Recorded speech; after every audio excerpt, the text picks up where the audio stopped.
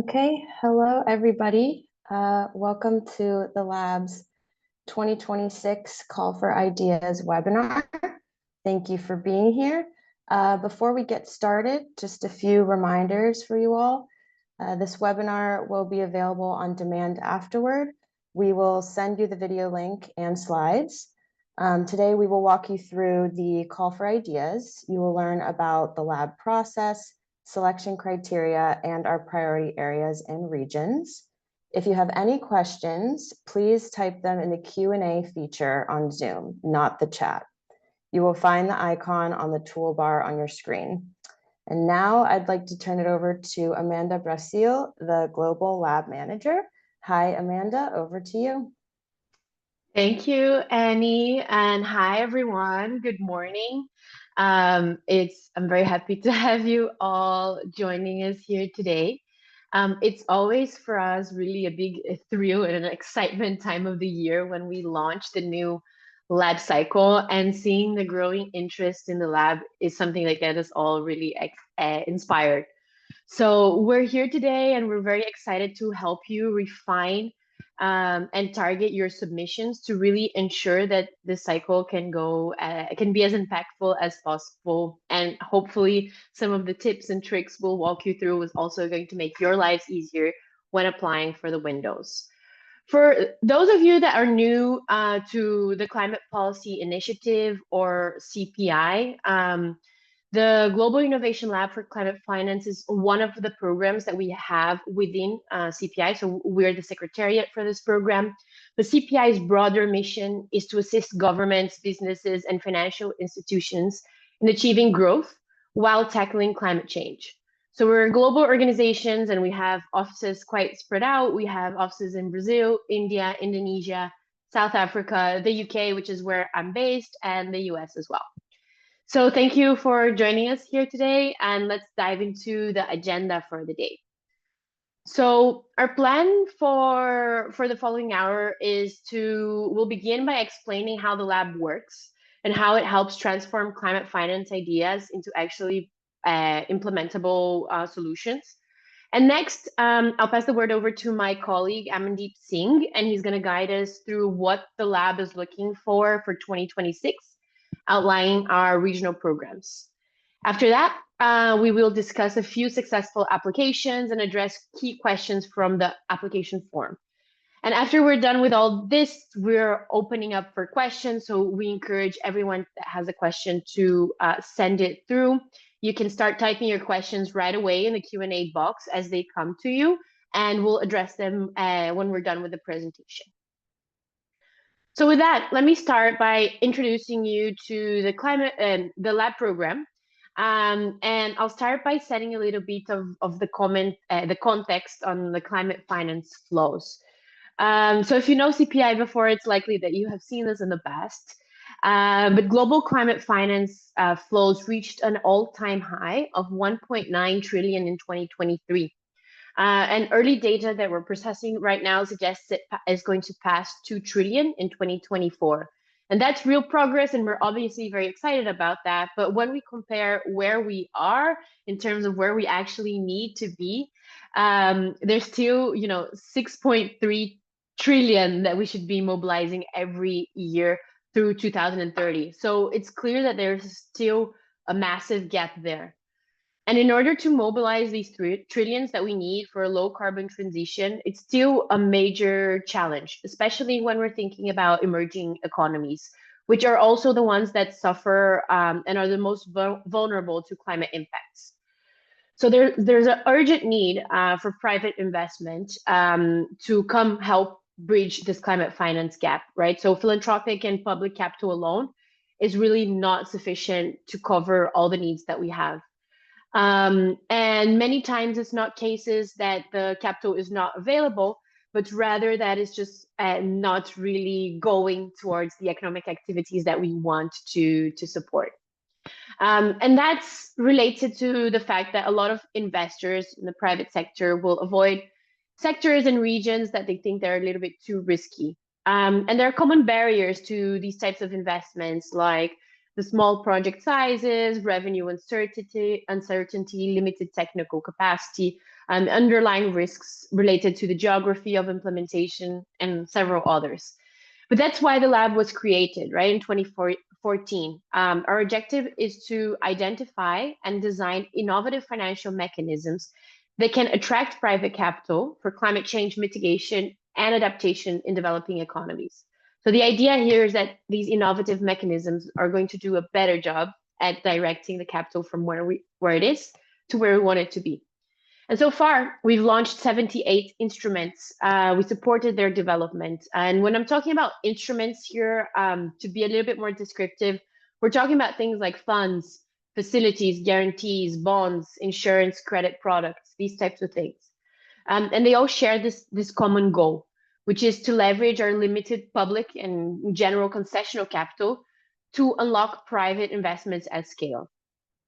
So far, the solutions that have gone through the lab program have gone on to mobilize $4.2 billion. And a little bit more on the lab's theory of change. So it revolves quite closely around between the collaboration of the public and private sectors. The fact that what we're doing right now, right? So open sourcing concepts from finance innovators and connecting them to a powerful network that can support in moving the ideas into action. So for the first component, the public-private collaboration, strengthening partnerships between the public and private sector is vital, right? And this collaboration not only helps build capacity, but also enhances our collective knowledge, allowing us to identify and deploy effective climate finance solutions. And when we work together, we can really leverage the strength of both sectors to tackle the pressing challenges that we face. Next, we're also focused on innovation and transformative solutions. So at the lab, we are prioritizing innovative, actionable, and catalytic solutions that are also financially sustainable. So these transformative approaches, they are designed to reduce the risks that I was just talking about and really surpass these barriers that often hinder investments in sustainable development. So it's really through the financial innovation that we can create a pathway to a more sustainable future. And last but not least, there's a pillar of mobilizing finance. So catalytic finance from our lab members and the broader network is really crucial. It enables us to pilot and implement these transformative solutions, ensuring that our innovative ideas are not just concepts, but are actually put into action effectively. And mobilizing finance is also not really just about the numbers, it's about being able to turn a vision into reality.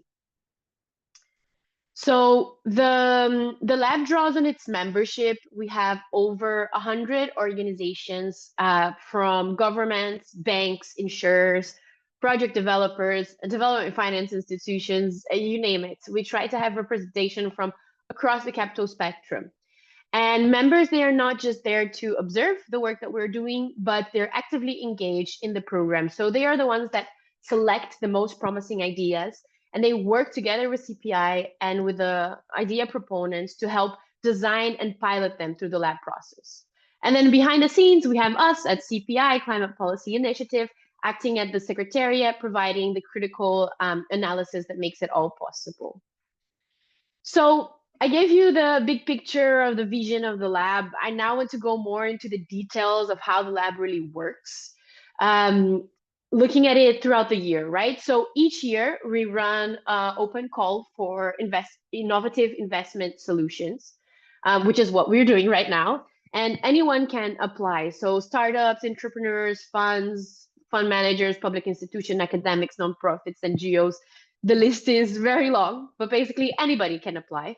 And we've received hundreds of ideas. After the call closes in November, we work on screening the submissions, making sure that they meet the criteria that we'll talk about in a little bit. And then lab members ultimately vote to select what are the most promising ideas. We'll go into more detail about the selection process and the criteria very shortly. Then we move on to the development stage. So the Secretariat, us at CPI, the lab members, and expert working groups work with the selected ideas to turn them into bankable financial solutions. Once ready, lab members vote to endorse the instruments, meaning they are ready to launch with the lab's full support. During implementation, we'll help get these instruments off the ground supporting with things like fundraising and connection within the network. Finally, the Secretariat provides one more extra year of targeted support, analysis, and investor matchmaking to really help ensure that the vehicles get implemented. So what happens if your idea is selected by the lab members? Then this means that you're going to be working with a team of analysts here from CPI, as well as these key stakeholders and experts in the development of your idea and getting it to market. So in practical terms, there's two CPI analysts that is going to work with each of the idea proponents for these 7 months, side by side, to co-develop with the proponents the following activities that I'll talk about in a second. Basically, the lab program includes a combination of analysis and stress testing of the concepts you're working on, as well as socializing these concepts to the network to get direct feedback on the concepts being built. So if I imagine our audience here has a lot of innovators, and we're thinking about innovation, it doesn't make sense for us to develop something in a silo, right? So in a room without connection to the outside world. We need to be checking with the market to make sure that there is a fit. And the list on the screen here captures what are the lab's core activities and value offerings for reference. I won't go into all of the details right now to avoid being too lengthy. But another feature of the lab offering, which is more recent to the program, is the lab's pre-seed capital facility. So in addition to the incubation support, all selected ideas are also eligible for conditional grants, enabling a faster implementation and greater scalability. So these grants are available only after the development phase, and they follow a specific selection process. So it's not all of the ideas that are selected for the lab program that will qualify to receive the funding as well. But selected teams can receive between 150 and 250 to support implementation. This funding helps develop prototypes and pilots while also addressing the working capital gap during the critical early stage. So our website has much more information, including detailed guidelines and frequently asked questions. We're going to post the links to the chat and would invite everybody to take a deeper look there. But for now, I'll turn it over to my colleague, Amandeep Singh. He leads the India Lab program, and he's going to introduce us to the 2026 Lab Call for Ideas and give you a bit of an overview of what the lab is looking for. So over to you, Amandeep. Thank you, Amanda, and welcome everyone. Now let's take a closer look at the current call for ideas. This year, the lab is looking for 8 new ideas to drive climate finance in emerging markets. As you can see from the slide, this cycle will focus on regional programs to tackle the unique financial and climate challenges in specific geographies. The application process is two-phased, starting with the preliminary application due by November 9th, 2025. We'll be looking for ideas that best align with our program's offerings and will invite them to submit a full application. This also brings us to why regional focus matters. One of the lab's key strengths is bringing together a powerful network of global and regional investors. Through our regional programs, we work side by side with local experts, policymakers, and investors. In Latin America and the Caribbean, we'll select 2 ideas, one focused on mitigation and the other on adaptation. In Brazil, one of our most mature programs, will select one idea, either adaptation or mitigation. We have 2 windows in Africa, one for mitigation and the other for sustainable ag and food systems.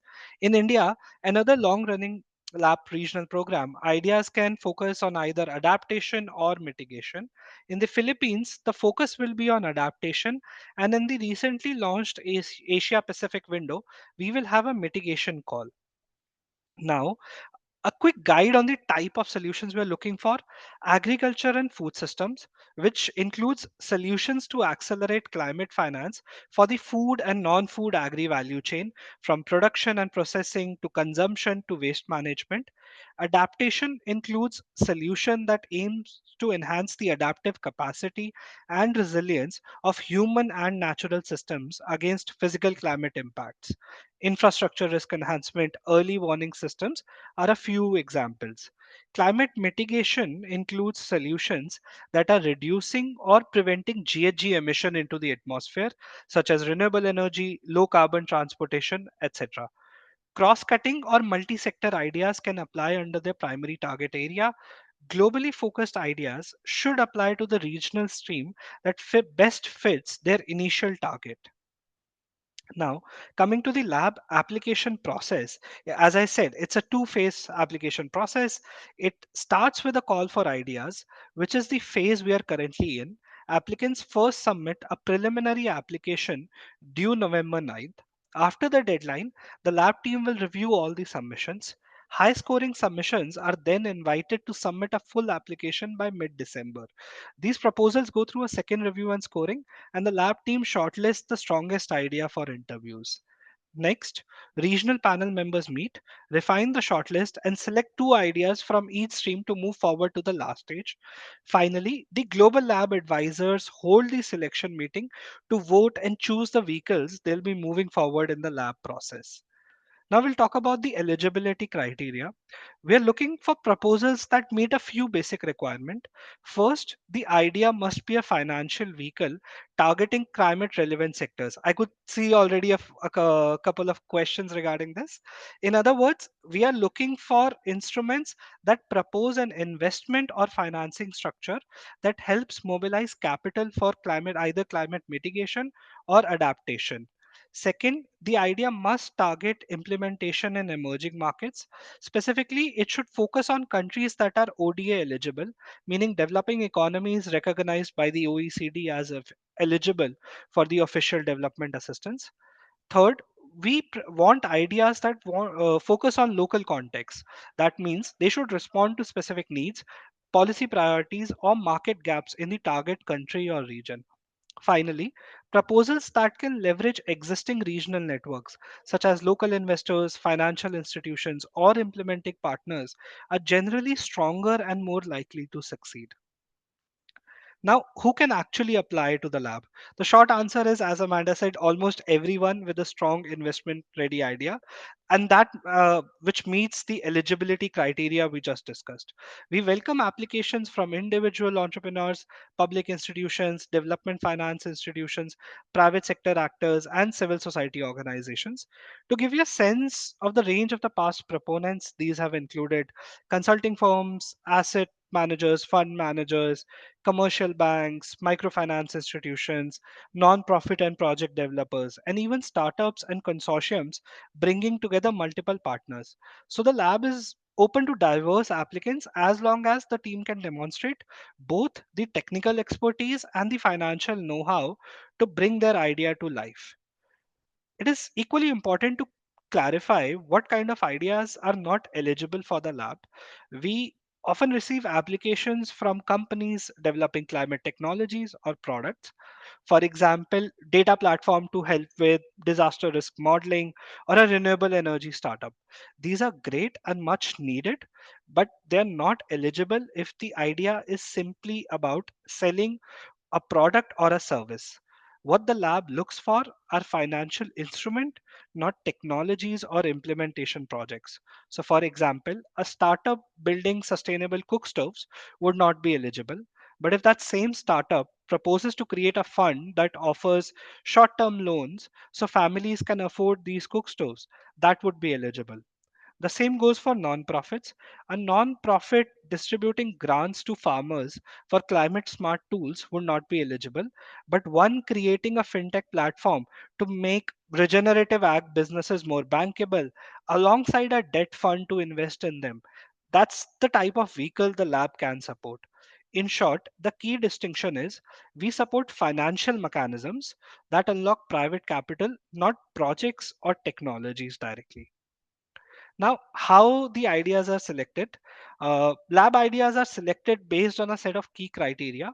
First is actionability, where we look for ideas that demonstrate A, involvement of entities able to implement the idea with relevant experience, a clear pathway to implementation, including a defined time frame, key activities, and project milestones, identification of potential risks to implementation and strategies for dealing with them. Next is catalytic potential, which we define in the lab as the ability of the idea to mobilize private capital for climate change. Ideas should demonstrate the potential for scale up of private investment in the target market and the ability or the potential to replicate in other markets. Third, innovation. Successful lab ideas will demonstrate how the idea addresses barriers to climate finance that have either not yet been addressed or will be addressed more effectively than the existing approaches in the market. As I said earlier, the lab focuses on financial innovation rather than technical innovation. An idea is considered innovative even if it hasn't been yet deployed in the applicant's target market, e- even though it has been implemented elsewhere. In essence, we are looking for submissions that clearly articulate how the idea submitted is a value add to the other efforts in the space. And then regarding financial sustainability, high quality lab ideas will have a clear strategy for phasing out public or philanthropic financial support over time and achieving market viability on commercial terms, even if that runway is long in certain cases. They should also identify challenges and risks in achieving these objectives and strategies for managing them. Finally, we also evaluate whether the idea is a good fit for the lab process. We look for ideas where the lab has a significant likely value add to the success of the instrument and of the proponent team in implementing the idea, where the capabilities of lab team and network complement the proposing team capabilities and needs, and where the team has sufficient time available and a workable governance structure to participate in the lab process. Now I'll turn it back to my colleague Amanda Brasil, Global Lab Manager, who will walk us through a few successful applications and detail key questions on the submission form. Thanks, Amandeep. So I see a lot of questions that are coming through. Hopefully, we're going to be able to answer them now when we're talking about the application form. We're going to zoom in to the lab application itself. And I want to walk through some examples of what we're looking for when we're reviewing the application form. So the lab's preliminary application focuses on questions that are related to your organization's relevant experience, your proposed vehicle design, and your target market alignment with the lab's regional streams. So here are some general tips for the application process. So the first is keep your answers clear and concise. Applicants have a limited word count for each question, so make sure that you're making every word count and really answering what we're trying to learn with those questions. So you can also review the lab's guideline that's available on our website and is also linked in the chat. It's going to give you a clear understanding of how the lab defines each of the evaluation criteria and what we're looking for in your answers. So I would also recommend that you review the details of the lab's 8 open streams. This is going to help you identify which stream your idea fits best and understand the specific focus areas and objective for each of them. Also recommend you take a look at the lab's portfolio of instruments. This is going to allow you to see how past successful ideas articulated their approach to the lab criteria. It's a great way to get a sense of what makes a strong application. Again, it's all available in our website. And when you're having questions, is this really eligible? Is this the type of instrument that goes through the lab? Having a look at the ones that have already gone can be really helpful for you. And last but not least, check the frequently asked questions on the lab website, again, linked on the chat here. Here we provide answers to common questions about the application process, eligibility, and submission requirements. So moving on to the application form. So in the application form, we really are trying to learn more about the team behind your proposal. So our goal here is to understand your team's experience and readiness to implement the proposed vehicle and your capacity to engage with the lab throughout the 2026 cycle. So we ask that you briefly introduce your team, include your organization's role, and share any previous experience that prepares you to develop and execute it. So I'll already tell you what are some of the things that we're looking for in your responses. So the first is a strong track record. So make sure to highlight the experience your team has in doing something like this, like designing, implementing, and raising or deploying capital for climate finance vehicles or for financial vehicles in general. This is going to help us see your ability to manage the proposed vehicle. But if this is a new team, which happens a lot, a new team configuration, that's okay. But make sure to highlight the individual past experience that the team members have and how this can be relevant for this new team configuration. Second, on team capacity, we want you to show us that your team has the time and resources to participate fully in the lab process and engage closely with the CPI through the cycle. So make sure to make that clear. And the third is make sure to show us the alignment with your organization's goal. So we want to know how is this proposed vehicle supporting your mission and how you plan to leverage your organization's resources to make it happen. So it's fine also if you're applying through a consortium, so more than one organization, but also please make sure to connect it with your broader organization mission. This is going to help us understand not just what your idea is, but who is behind it and how ready you are to turn it into a reality. Moving on, we also want to understand the concept behind your proposed vehicle. So we're looking to get a clear picture of how it works, how it mobilizes capital, achieves its impact goals, sources and deploys its pipeline, and ultimately generate returns. So it's really important that we understand how it works to be able to evaluate it. And that's usually one of the pain points we have when we are reading through some of the application. So if you can, we would really strongly encourage you to include a simple graph which shows the vehicle's capital flow. So where is the capital coming from and where is it going towards, and the overall structure. This visual really goes a long way in helping us understand the mechanics. So now in terms of what we're looking for, first, we're looking for an innovative approach to addressing a market gap. So clearly identify what that gap is, why it matters, and how your vehicle tackles it in a new or more effective way than what already exists. You can be as specific, please be as specific as you can here, and really make sure that we understand what is the innovation in your solution. Then, as I mentioned, what we're trying to do is really have a clear concept of what the vehicle actually looks like and how it works. So we want you to walk us through the capital flows and where it's actually flowing towards. So this means describe the target pipeline of the vehicle. I see this is one of the questions already in the chat, so maybe I can already address this. What we mean with this is, what are you investing in? Is it startups? Is it SMEs? Is it cooperatives? Is it directly to the farmers? So what is your kind of target investment institution, right? What is the sector that they are part of? What is the type of organization that they are? So that's what we want to know there. Now that you've explained kind of what are you investing in, we want you to explain how are you investing in this pipeline. So is this vehicle going to offer things like debt or equity to this pipeline? How exactly is this going to look like? Is this long-term debt, short-term working capital? What's the size? Is there any additional feature that you want to highlight on this offering that you're making?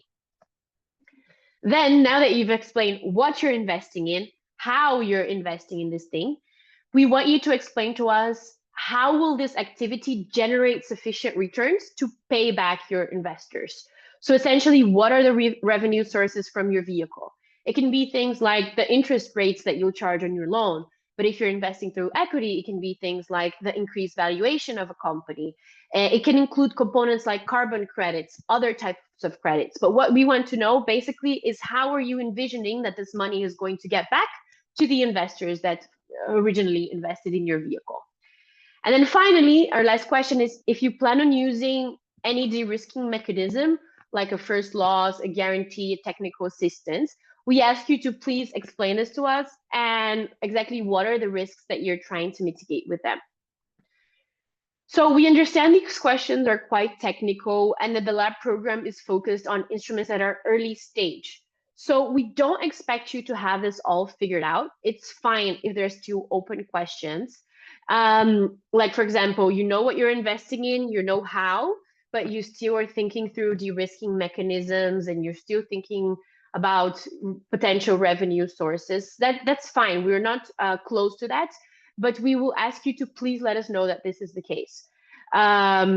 Please let us know that this is something that you are unsure about and that you would like to explore in the lab program. This speaks to the lab value add as well. And the final thing is we are going to be assessing the stage of development of your vehicle. So tell us where you are in the process of development, how far along the concept is, what is the progress you've made so far towards the implementation.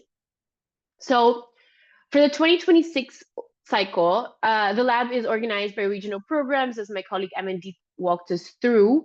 And each program focuses on either country or region level solutions. And some also have specific thematic focuses. So when you apply, we ask you to select from 1 to 3 priority countries or target markets for your proposed vehicle, and to align your application with up to 2 of the regional lab streams that best fits your idea. And what are we looking for here? We're looking here for localized solution with replication potential. We want to see that you understand your target markets, their size, the growth potential, and what really makes them unique. And we want to see that your idea not only fits these local conditions, but can also be replicated elsewhere. Second, we want to see alignment with the selected regional stream or streams. It's important to show how your vehicle's focus areas and market connect with the streams that you've chosen. So a few quick notes here on the scope. It's okay if your idea targets more than your one region or has a global scope. What we would instruct here is apply to the regional stream that best fits your initial market. You can apply to both, so then we will see where the idea is going to be best fit.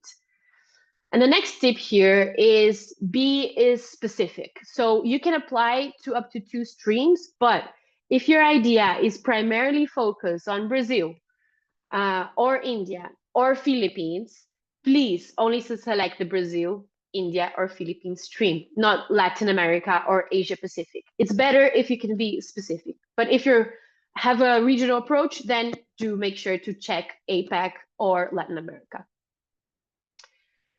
So let's take a look at an application from 2024 instrument for the India Regional Program, which is the Coolpact Capital India Fund. This is a fund that is going to invest 100 million in early stage cooling solutions in India. It's the country's first blended capital equity fund, and it's focused exclusively on cooling and de-risking for new innovative cooling technologies that can address climate change. The application was noted for its actionability because it featured an experienced investment professional from the lab alumni community as well. So the proposal aligned itself with the Indian government's priorities on cooling, which also made it quite strong, and it didn't really rely on a policy change. It already had a robust pipeline of companies and collaborations, which we saw very favorably. Second, the fund demonstrated strong catalytic potential. One of the biggest perceived strengths of this fund is that it expected to catalyze large investments in the Indian cooling sector, which is expected to grow substantially. The idea was deemed to be replicable and scalable in other regions. The Catalytic Equity Fund was also assessed to be innovative because it was offering low cost and patient capital to bridge the valley of death for early stage enterprises in the cooling sector. A number of factors helped heighten the submission as financially sustainable.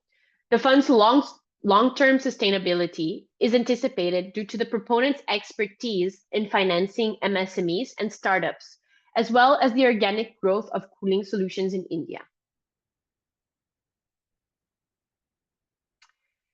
Right, now we will open up to the many questions that we have already received in the chat. I can get started with maybe reading one of these out loud. So the first couple of ones are from Bose. Sorry, Terence, you are asking a question that I'm not sure I fully understand on climate funding. Is it realistic, inclusive greenfield projects from OTP, EIA plus feasibility? I'm not sure what you mean, but you're asking if we accept carbon credits. And that's something that we do, that as I was mentioning, for the revenue streams, different revenue streams, carbon credits and other types of credits can be used. So we have a few other questions, like Bose is asking, it's asking a question. I'm developing a satellite-enabled platform that uses AI to provide real-time facility-level carbon emissions monitoring for SMEs. This is going to enable 25 million manufacturing, by creating investment-grade portfolios through automated compliance and verification. So we have this question, and we have the next question from Dinley, which is talking about the fact that they're impact fund and accelerator, but they're still a startup. So they're a new type of organization. And maybe I'll pass these two questions for you, Amandeep, to answer in terms of eligibility for the application. Thank you, Amanda. So, to answer Bose's question first, if the platform is also contributing either in form of investments or some sort of de-risking mechanism, then yes, it is eligible. But if the technology platform is just aggregating and matching demand and supply, then it would not be eligible in the lab program. And coming to the next question, from Thinley. So yes, even if the idea is an early stage, uh, it is indeed eligible to the lab. So no issues there. Feel free to add anything, Amanda, if I missed it. No, I think that's perfect, Amandeep. Next, there are a couple of questions on what does it mean when we say stress testing, right?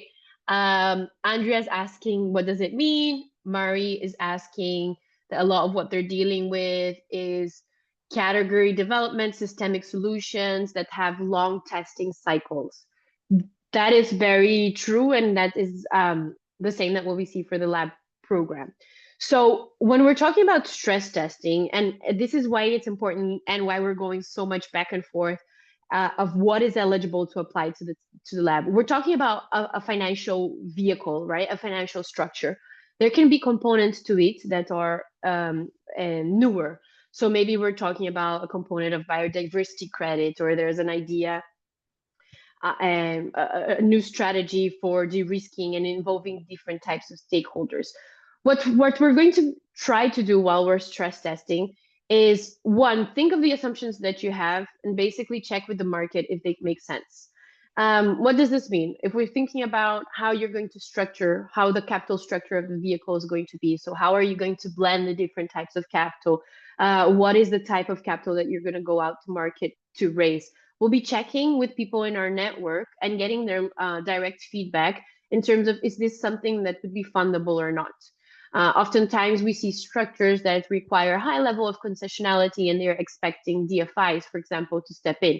So we'll have a chat with the DFI and maybe they will tell us, well, no, not in the way that this is structured. This is not something that's going to serve for us.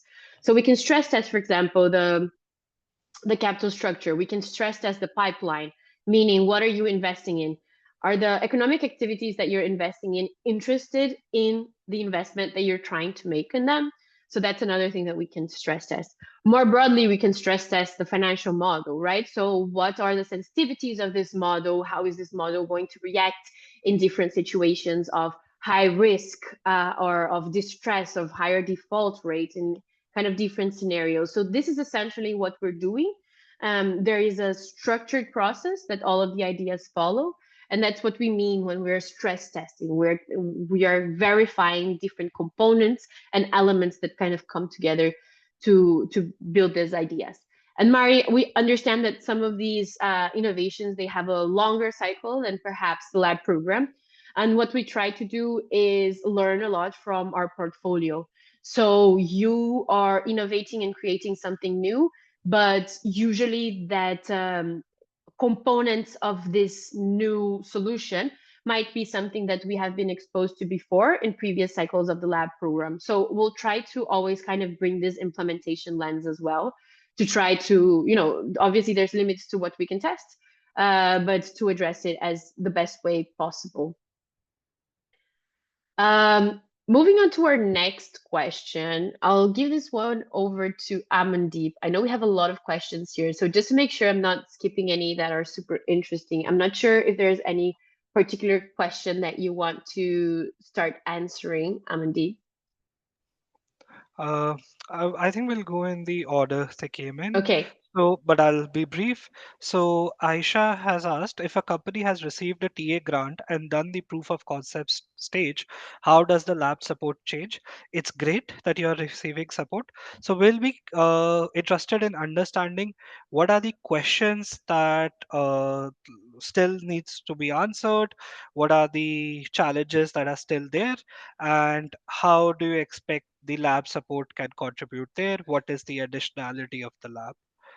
Next, Yusuf asked, does the lab require all instruments to demonstrate a pathway to market returns, or can eligibility also include instruments that rely on concessional capital but deliver catalytic impact at the ecosystem level? Ideally, we would like to see instruments that are able to phase out concessional capital or are not dependent on grants or low return capital perpetually. But we understand that in certain sectors, either that will take a very long time, so we are open to such ideas given that the dependence on concessional capital is not extremely significant. At the same time, we'll be interested in understanding that what's the commensurate additional impact that is being created, and why is does it have to be concessional, not private or public source of capital at market rate? Yeah, I think that was perfect, Amandeep. I think very important, even that if we know that the time frame is far, that we can at least have a vision of that this could eventually come to be. Um, yeah, so it's going to affect your financial sustainability, the criteria when we are assigning it.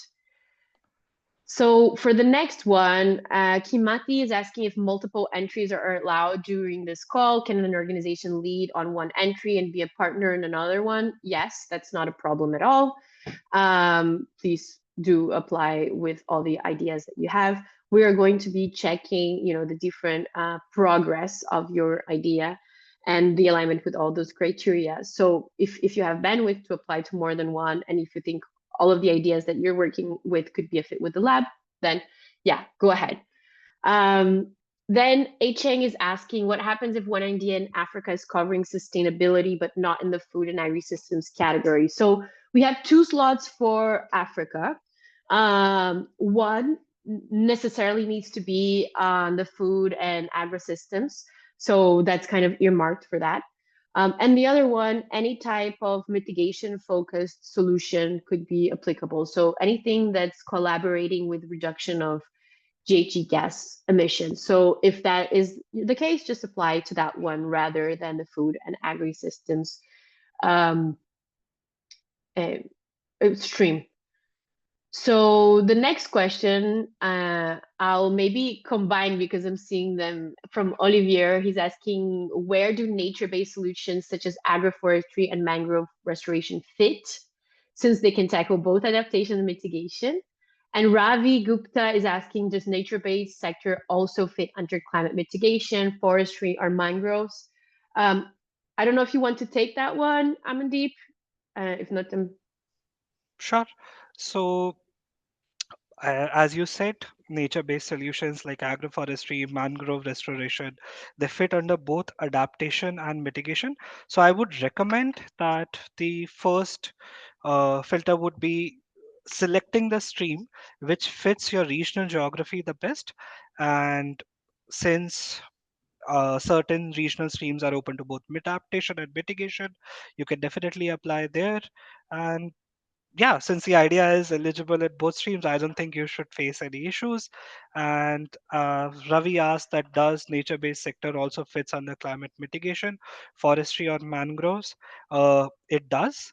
But again, we would also like to see your assessment of the impact, more details around the proposed vehicle and how it would mitigate emissions.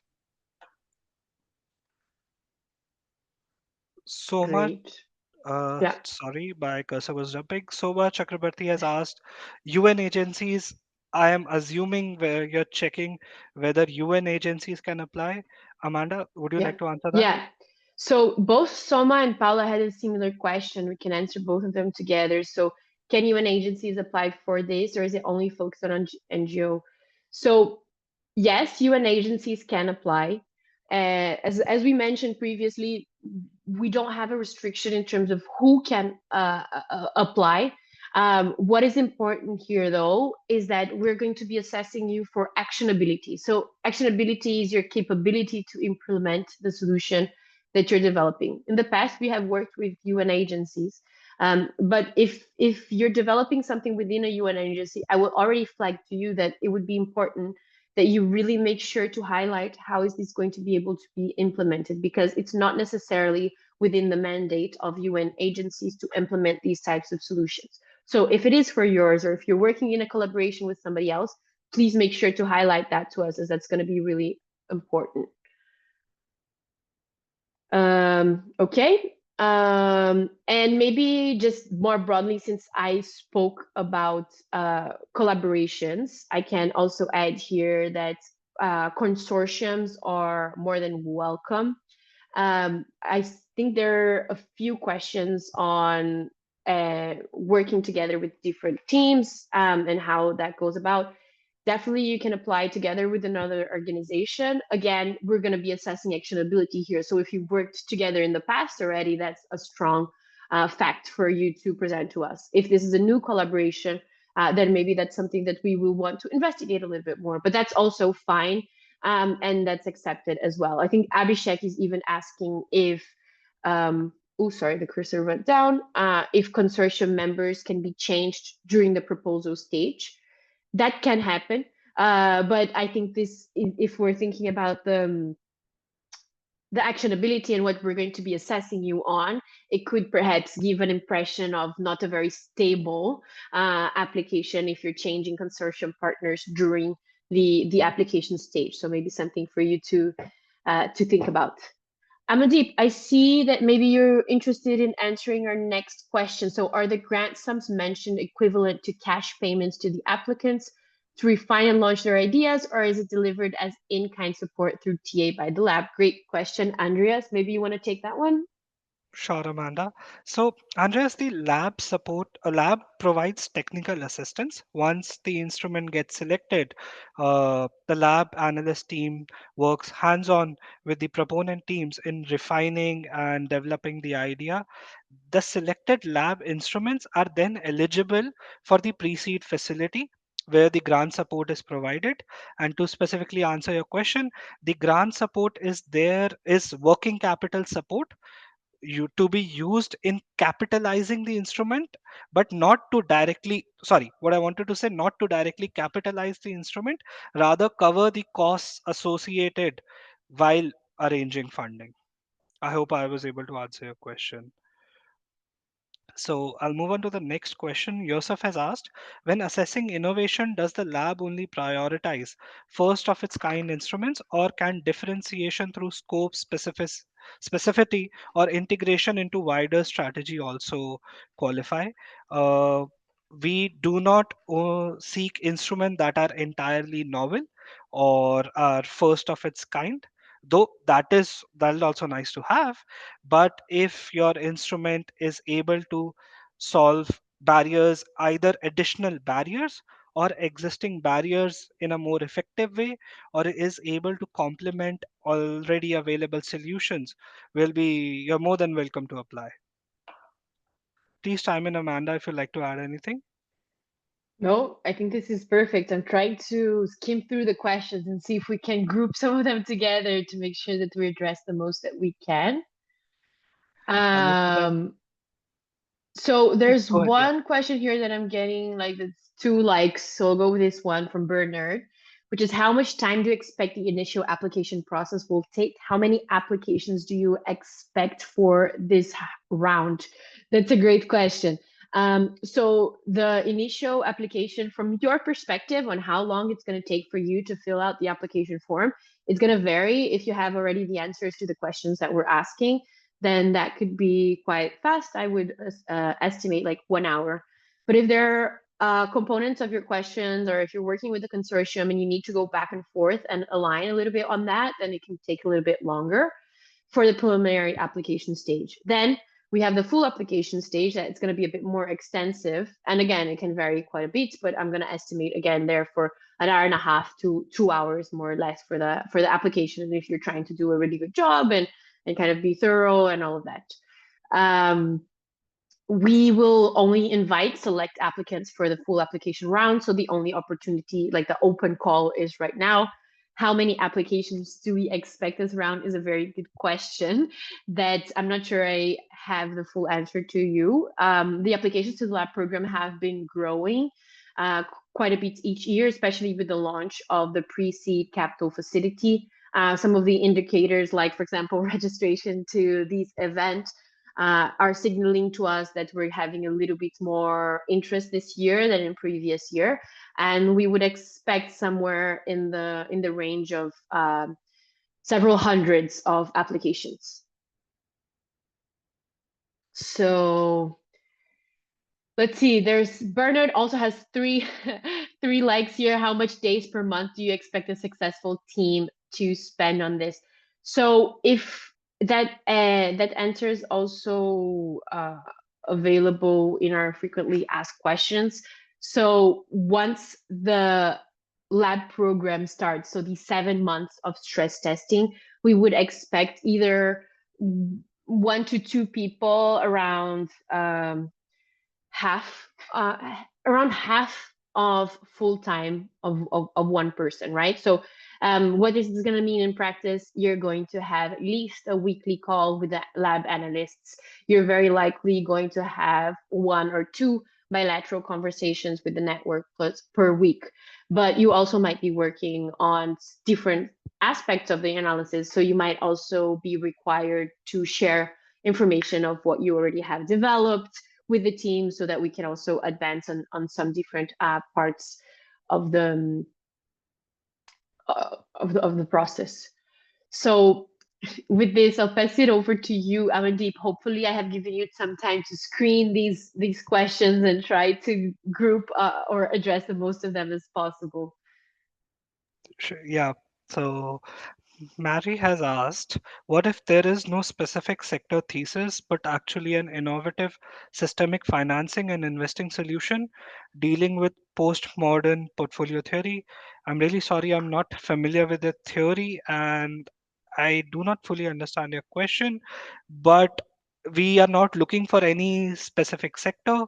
If the idea it falls under either climate mitigation and adaptation, we'll be happy to have a look. uh, Olola, also, I do not, you have given a lot of context, thank you, but I do not see a question in your message. I would request if you could just type your question in the chat, in the Q&A, and happy to answer that. Sean has asked, would an analytical tool or approach to inform decision making with respect to financing sustainable agriculture qualify as an eligible solution under this call? If the tool is limited to enhancing the decision making, then unfortunately no, because there is no financial mechanism associated with the tool. But as I said, if you're going to be directly investing, providing capital, or de risking, then you can apply. Jose has asked, would a biochar project that improves soil health and farmer resilience can be considered under the lab's adaptation focus for the Philippines? I we would like to see more details on what is your thesis, that how uh, it bolsters the capacity, even if it's in preliminary stage. That's perfectly okay, because that can be something that the lab helps you refine over the tenure of support. Atul has asked, can a solarization platform enabling women-led home businesses in below poverty line households to install distributed renewable energy projects under government schemes qualify for relevant support and grants? Again, if the platform is just matchmaking the households to the relevant government support schemes, so they are able to leverage and install DRE projects, then unfortunately not. But if the platform is also contributing financially or de-risking, you can apply. Haris Rahman has asked, what is the target IRR? We are not looking for any specific return rate. Rather, we'll be interested in looking what are the sources of capital from which you're raising funds, and then analyzing what is the expectation of those investors, and then the projected returns of your instrument. Mandeep, I can give you some relief here and maybe Appreciate. take some of the next one. We're trying to be as efficient as we can in the last 3 minutes. So Theo's asking if lab members like AFDB can apply to support from the lab. Yes, lab members can apply. Lab members have been proponents in the past as well. We're going to be assessing one of the criteria though is the lab value add. So perhaps the lab member are DFIs that are quite have a lot of internal support. They might score a little bit lower in terms of the lab value add. Next, I really like Kaleo's question, can the grant be used for technical assistance to companies that they are looking to invest in? So the grant is for working capital purpose only. It can't be used to capitalize the vehicle, either the investment vehicle or the technical assistance vehicle. So that's not possible. But what would be possible and what would be in scope, for example, is the grant to offload some of the salary costs from your organization, and that allows an employee from your organization to work through the pipeline a little bit more, kind of develop the pipeline, travel to meet with them, these types of things, but not like the direct TA. But that's a bit of a tricky one. Then Larry's asking if Philippines can address both climate adaptation and mitigation. Cross-cutting is allowed, yes, but we are looking for a solution that is adaptation focused. So that's our priority. If there is a mitigation component to it, kind of as well, that's fine. But we're looking for adaptation solutions for the Philippines.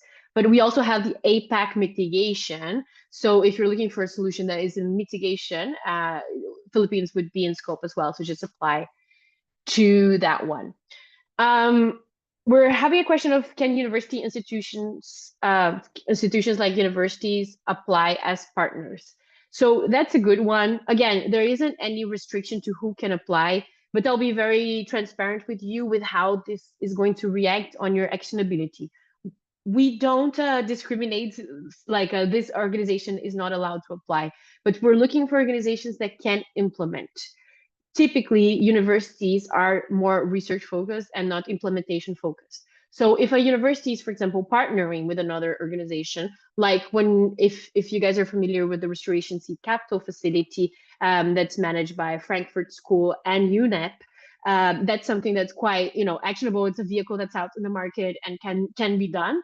But if you're applying from a university institution or any type of institution that wouldn't traditionally be seen as strong on the implementation side, please make sure to tell us why this is not the case for you and why you are able to kind of implement this solution. So let me see. I'm trying to see which ones we have answered. Amanda, I could see a Yeah, couple of questions go ahead, whether Amandeep. entities from Europe or other geographies also apply.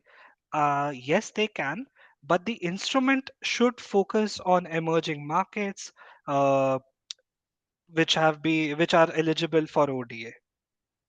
So it's okay if the team is based out of any other geography, but we'll also evaluate whether how will you manage the on-ground implementation, deployment, do you have partners in under the actionability criteria.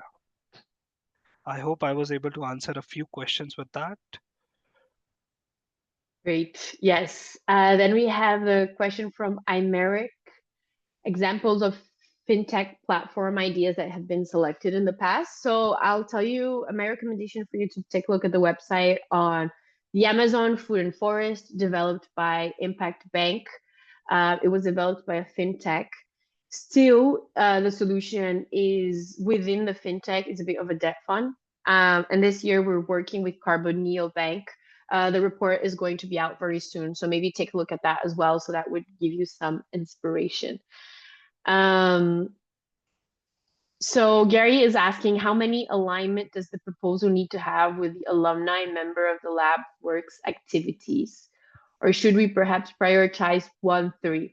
So again, not really sure what you are asking here. The proposal doesn't need to be aligned with past proposals. They just need to be aligned with the 8 streams that we have open for this year, which are the streams that Amandeep just went through. Humaira is asking for if an NGO from Afghanistan can apply. Yes, can apply. Again, connected to the actionability, please make sure that you're able to kind of frame this quite well.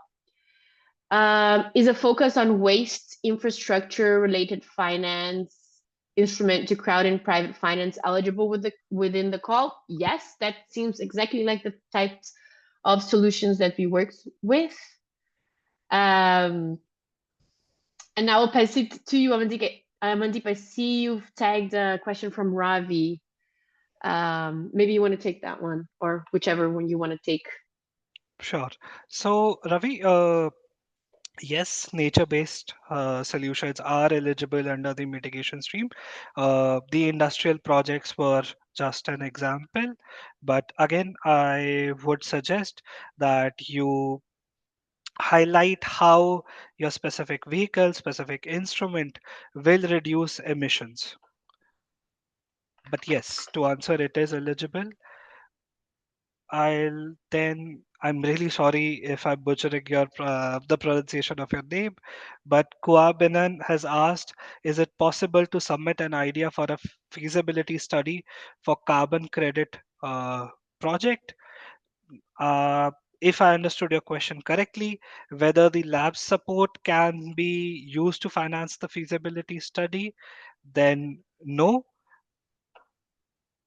Then Costanza has asked if our instrument will ideally be 50 million, but we target 2 million in the testing phase. Should you mention the mechanics of the 2 million test or the 50 million full version? Uh, Ideally, we would like to understand the full version. And obviously, if you get selected for the full application, you should have the opportunity to mention that in detail. But I think in the early stage, we would like to see the overall high level vision. What are the cash flows? What are the costs, etc.? How the instrument will work when fully deployed. Feel free to come in, Amanda, if you would like to add anything here. I think this is perfect. So I'll move on to Kennedy's, which is if a project involves de-risking finance for farmers through insurance, would that align with the Africa agricultural stream? That's a great question, and insurance is a bit trickier for us to explain here. But the idea is that, for example, this year Amandeep was working a solution that involved insurance. So maybe I actually should pass you the word to explain what your solution would be, what your instrument was. But maybe for a quick answer to Kennedy, yes, if you're trying to de-risk investments to farmers and using insurance within your solution, not that your solution is a standalone insurance project, but it's something a little bit more broad, then yes, it would be in scope. And maybe Amandeep, you can give a very quick overview of the price risk facility that you worked with this year for Kennedy. Definitely, Amanda. So, in the India stream, the selected instrument was price risk facility, a mechanism to deploy price insurance for agricultural loans in India for smallholder farmers. The facility brought together insurers and lenders, providing them with the necessary technical data, but also a first loss pool for the insurers, bringing the financial mechanism and the technical innovation together to mobilize the deployment of the insurers at scale and making farmers eligible for credit and then eventually using that credit to enhance their resilience towards climate change. Great. So there you go. You have an example of something that fits in scope, and take a look at the website for more information. So Imeric is asking if selected to the lab program, can participants apply to other sources of external funding? For sure, not a problem. Then Priya is asking if they are an NGO, if the pre-seed capital is like an investment or a repayable grant. It is a grant. It's not a repayable grant. You don't have to provide financial returns to the lab. The thing that you do need to provide, it's a milestones-based grant. So we're going to be looking to see that you are hitting your milestones before we disburse the grant.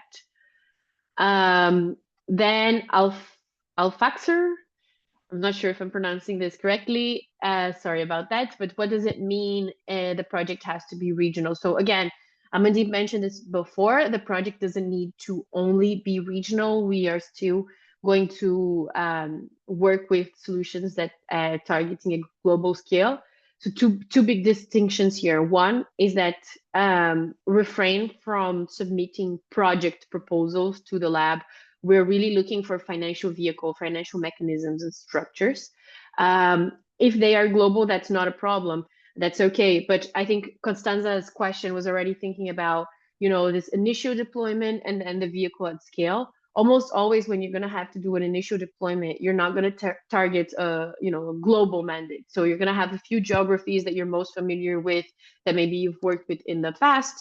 And then these are the geographies that you're going to get started in. So these are the ones that you should use to apply in the different windows. So is there a group of Africans in this call where we can link up to Pattern in the lab? Maybe other colleagues can answer this that are online. I wouldn't know, not organized by CPI at least. And then I'll move on to, because we're quite a bit over time, I'll move on to the next one, which is I have submitted several unsuccessful vehicles before. I believe this is owing to the consideration that there were better ideas than my own, which I gracefully appreciate, but I somewhat apprehensive. Does the lab offer capacitation programs for organizations and or individuals to nurture their financial prowess? Well, that is a great question, and that's quite aligned with something that we are interested in doing. What we usually offer is some office hours when we invite people for the full application so that we can support them to build a strong application. And our idea with this webinar is also to be able to give you the missing pieces.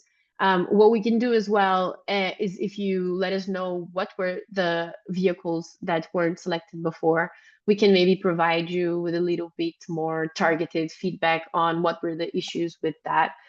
So I would just tell you, maybe send us an email and let us know what is your situation, and we'll see if there are additional ways in which we can support you. At the moment, we don't have a structured program for capacity building before the applications. The lab is already quite early stage, so the capacity building is focused to after we have selected the ideas, but we definitely want to make sure that our application process isn't a barrier for different types of people and different types of organizations to apply. So if you're feeling like it is, then that's something that we definitely can discuss a little bit more about. Maybe Amandeep, I'll pass it over to you when we select the last 2-3 questions and call it a day. What do you think? Sure, we are already way beyond time. So I was just browsing the questionnaire. A couple of questions are around, again, whether the lab grant support can be used to fund pilots. Unfortunately, no, because that will come under capitalizing. So the pre-seed support cannot be used for capex. Only working capital support required to raise funds. And then there's a question from Alice. What about a blended finance facility, no returns? I'm sorry, my Q&A screen keeps jumping, but designed to catalyze in private capital through the grants provided. Uh, this is something we'd like to know more about before Yeah. commenting. But That Amandeep, what? maybe Yeah, you skipped that is a blended finance grant facility, so it's only grants. yeah. So it wouldn't really. We would, I mean, happy to learn more about, but if you're talking about blended finance, it's usually because you're using different sources of capital. So that's a little bit going against like blended finance grant facility. If you're just raising grants and just dispersing grants, that's not something that would be in scope. But a technical assistance facility sitting like as a sidecar to a financial vehicle, then yes, it can be in scope. Thank you, Amanda. Uh, I see there is a question from Allison, uh, which can be a nice segue. Where who can we reach out to for assistance of application for the first round? Will there be office hours? So, Amanda, would you like to answer how if the team, if Yeah, there are people who have additional questions, how can they reach out to us? so we don't have office hours planned for this preliminary application stage, just for the full application stage. But if you have any pressing questions, I would recommend you to send them to the lab email, um, or send them. Yeah, maybe we can put in the chat the lab email. It's also available on the website, and let us know what are the questions that you have and we can answer them through there.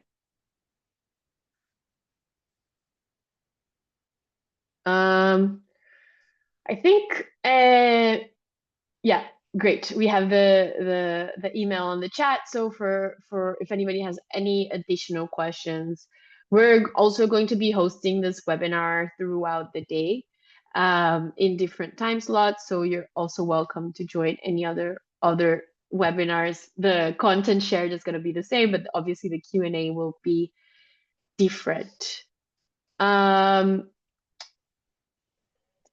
Amanda, do We'll we have time for one Yeah, more question? One last question? yeah, sure.